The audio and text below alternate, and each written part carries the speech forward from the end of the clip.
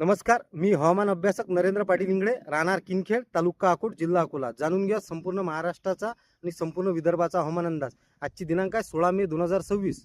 आता सुरुवातीला विदर्भामध्ये 16 मे ते 23 मे या दरम्यान संपूर्ण विदर्भातील 11 जिल्ह्यात उष्णतेची लाट राहणार आहे.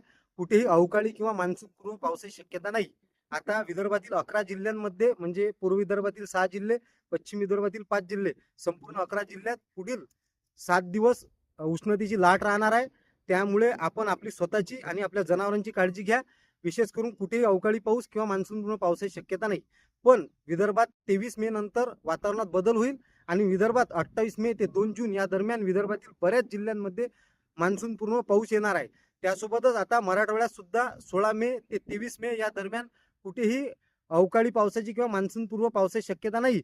पण मराठवाड्यात सुद्धा मराठवाड्यातील 7ही जिल्ह्यांमध्ये 23 मे नंतर वातावरणात बदल होईल आणि 27 मे ते 2 जून या दरम्यान मराठवाड्यातील बऱ्याच जिल्ह्यांमध्ये भाग बदलत चांगला पाऊस मान्सूनपूर्व पाऊस येणार आहे. आता पश्चिम महाराष्ट्र आणि उत्तर महाराष्ट्र आणि दक्षिण महाराष्ट्रात वातावरण कसं असेल तर उद्या दिनांक 17 मे ते 20 मे दरम्यान बऱ्याच भागात वातावरण कोरडं आहे.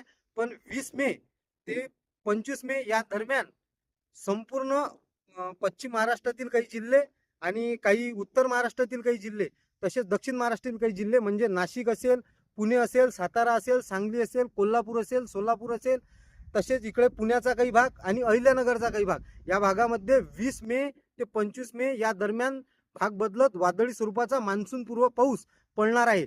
त्या अनुषंगानं आपण तेथील शेतकऱ्यांनी आपल्या शेतीच्या कामाचं नियोजन करा आणि हा अंदाज प्रत्येक शेतकऱ्यांना पोहोचा. आता विदर्भामध्ये विशेष करून 23 मे पर्यंत वातावरण कोरडं आहे, पण 23 मे नंतर वातावरणात बदल होईल आणि 27 मे ते 2 मे या दरम्यान विदर्भ आणि मराठवाड्यातील जिल्ह्यांमध्ये सुद्धा वादळी स्वरूपाचा भाग बदलक मान्सूनपूर्व पाऊस येणार आहे.